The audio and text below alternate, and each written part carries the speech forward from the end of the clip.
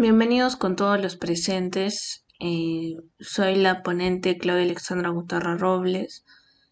Soy médico residente de segundo año de psiquiatría.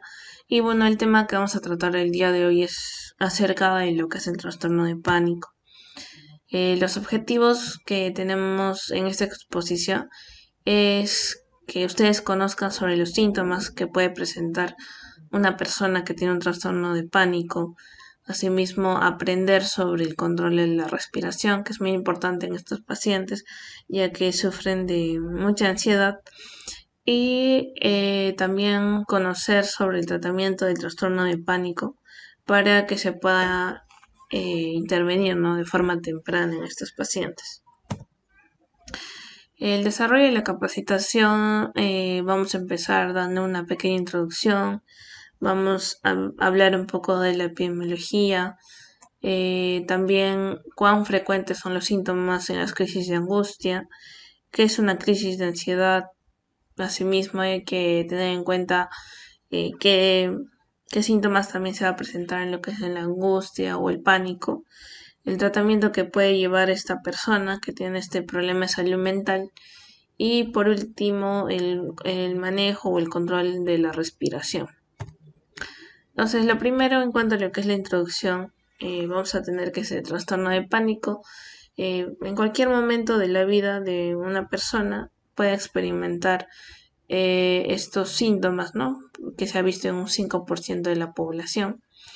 Y vamos a tener en cuenta que el trastorno de pánico se define como la presencia de ataques de pánico que son inesperados, es decir, que aparecen de un momento a otro, son recurrentes porque se presentan con episodios cada vez más seguidos, y estos se dan en ausencia de desencadenantes, es decir, que puede darse en cualquier momento en la vida de la persona, ¿no?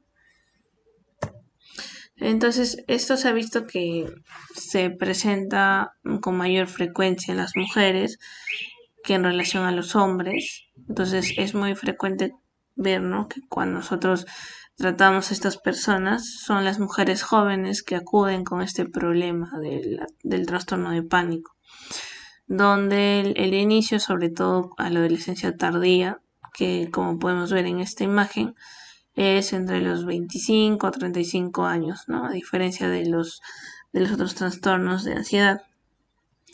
Vamos a tener que la frecuencia de los síntomas en crisis de lo que es la angustia, lo fundamental es que vamos a verlo en pacientes jóvenes, que como mencioné anteriormente son mujeres, y en caso, por ejemplo, que nosotros veamos, ¿no?, que estos síntomas se presenten en ancianos, tenemos que buscar otras causas. No necesariamente se trata de un trastorno de pánico.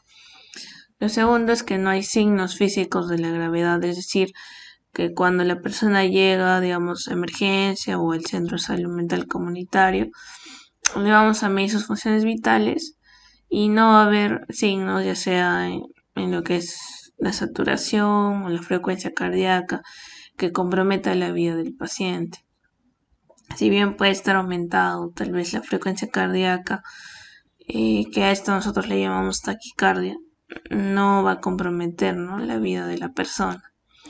Entonces, fundamentalmente este trastorno se basa en síntomas psicológicos, es decir, que de una ansiedad normal la persona lo lleva a un extremo, donde la persona puede llegar diciendo de que le falta mucho el aire y piensa que va a morir, o piensa que le va a dar un ataque de pánico, disculpen, que le va a dar un ataque al corazón. Entonces, estos son los llamados síntomas psicológicos, ¿no?, que son los que predominan en estas personas.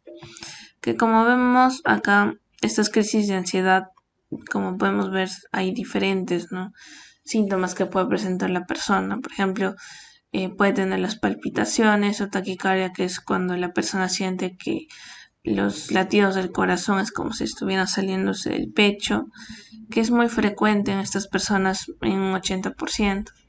Luego también la disnea, que es la sensación como si le falta el aire, que también es frecuente un 70%.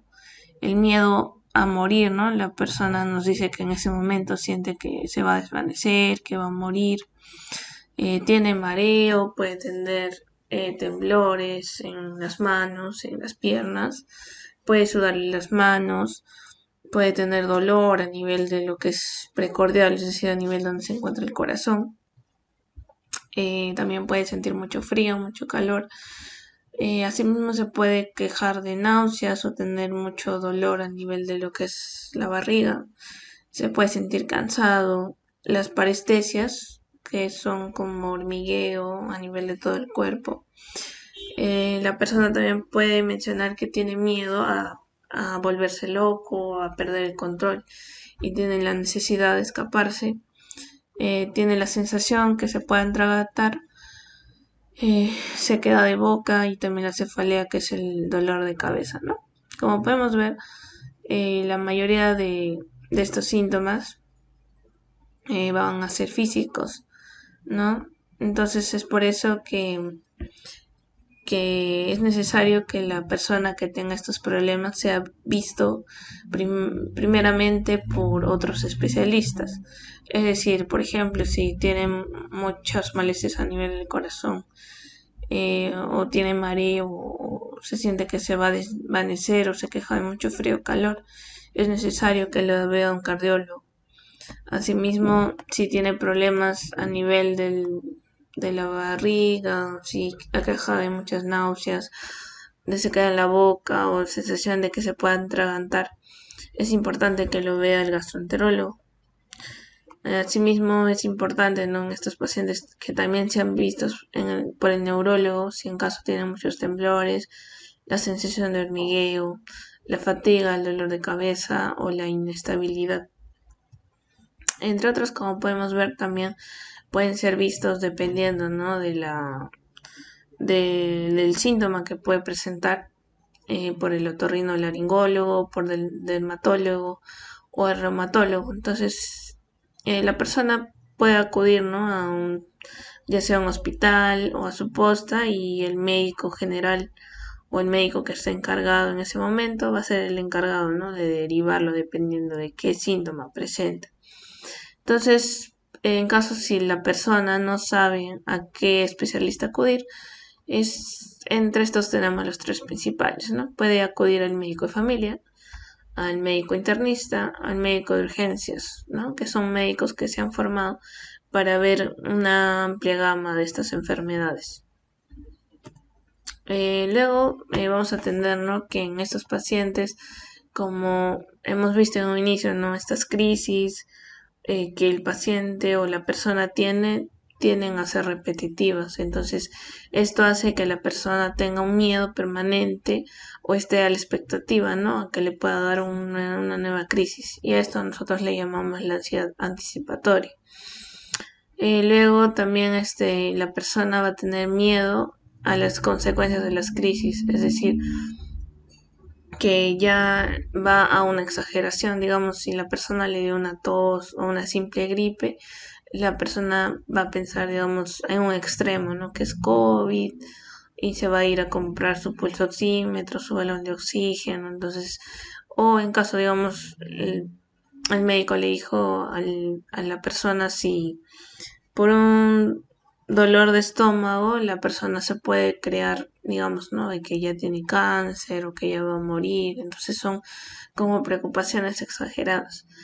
Y lo último, vamos a tener los cambios del comportamiento, ¿no?, del miedo y la crisis, que son las conductas agorafóbicas, es decir, que el paciente, tanto es su miedo que va a hacer de que no salga de su casa, ¿no?, por miedo a que le suceda algo. Entonces se aísla o deja de estar con su familia o amigos, o deja de ir al trabajo, o deja de hacer sus cosas, ¿no?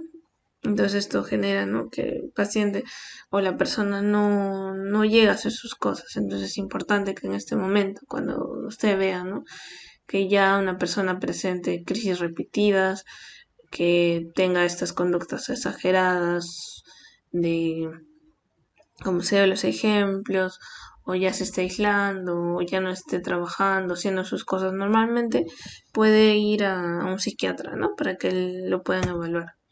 Entonces, el tratamiento en estos casos, ¿no? Nosotros como médicos psiquiatras lo que podemos hacer si el paciente viene en una crisis, es decir, que la crisis es en ese momento, ¿no? La persona siente que va a morir, le falta el aire, tiene presión de pecho, siente que el corazón se le sale. Entonces nosotros podemos indicar benzodiazepinas. Y algo que se le puede explicar ahora es que estas benzodiazepinas, si bien ayudan a cortar rápidamente los síntomas, estos no pueden tomarse eh, diariamente o a un largo plazo, ¿no? Ya que puede generar sedación, es decir, el paciente puede tener mucho sueño, o el tema también de la adicción, ¿no? Y otro problema también es el que genera un deterioro de la memoria, es decir, que la persona poco a poco ya no se va a ir acordando de las cosas. Por lo tanto, esto solo se utiliza en periodos cortos. Entonces, una de las preguntas es, entonces, si no tomo esta medicación, entonces, ¿qué se puede utilizar para prevenir estas nuevas crisis? Entonces, el tratamiento principal son los antidepresivos. Los más utilizados tenemos la fluoxetina, la sertralina, la paroxetina, que son medicamentos que nosotros vamos a recetar al paciente, ¿no? Dependiendo de qué es lo que nos cuente. Y asociados a benzodiazepinas, pero por un corto tiempo, que puede ser entre 1 a 3 meses, pero no más.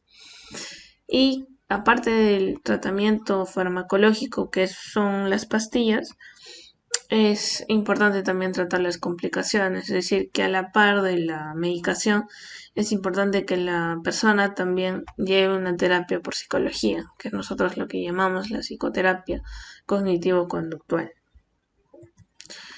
Entonces se preguntarán, ¿no? En ese momento de crisis, entonces, ¿qué hago? ¿No? Entonces, para eso existen técnicas son diversas, pero entre las cuales se ha visto que hay una mayor acogida y también que es fácil de aprender. Tenemos el primero que es el control de la respiración. Como podemos observar en la imagen, hay diferentes posturas por la cual la persona puede generar, ¿no? Una relajación, ¿no? Donde si digamos prefiere la postura de tumbado, debe buscar una superficie plana donde el cuello debe estar relajado, para lo cual puede utilizar una toalla o una almohada con tal de que la cabecera esté elevada a unos 30 grados. Luego, como podemos ver, las manos están relajadas, donde vemos, ¿no? Que la palma está hacia arriba y debe haber una ligera separación, ¿no? de los pies. Si en caso la persona elige la postura de sentado, puede buscar una silla. Si en caso estés incómodo, buscar un apoyo que puede ser una almohada. O en todo caso utilizar una silla, ¿no? De un respaldar más largo, ya que lo que se busca es que también acá el cuello esté relajado.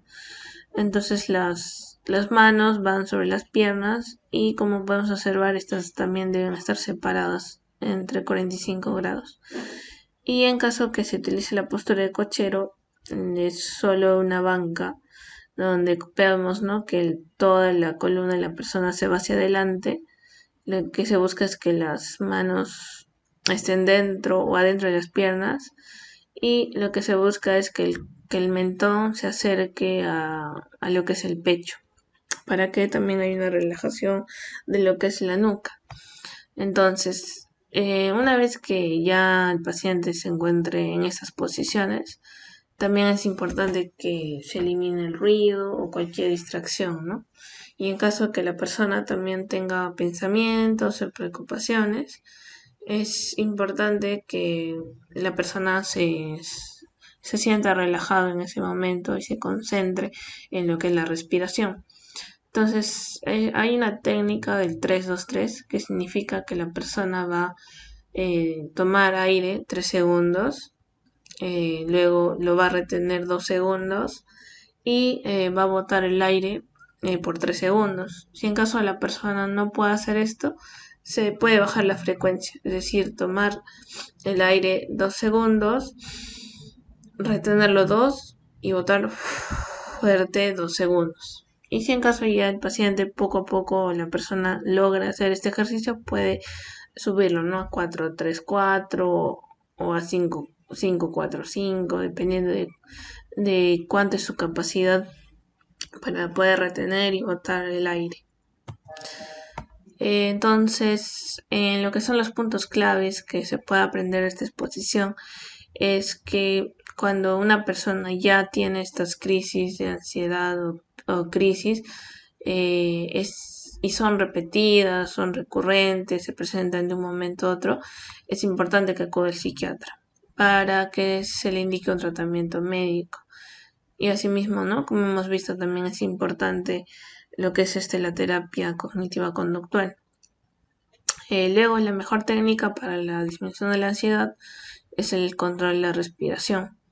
Y por último, es importante, ¿no?, que acudir a otras especialidades médicas antes de acudir al psiquiatra cuando la persona presenta síntomas de un trastorno de pánico, ya que también se asemeja a otras enfermedades, ¿no?, como hemos visto, por lo cual es importante que el paciente o la persona se vea ya sea por un médico internista, por un emergenciólogo o por un médico de familia.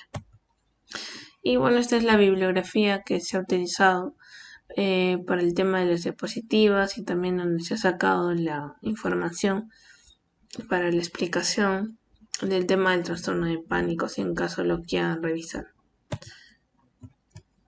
Y bueno, eso sería todo. Muchas gracias.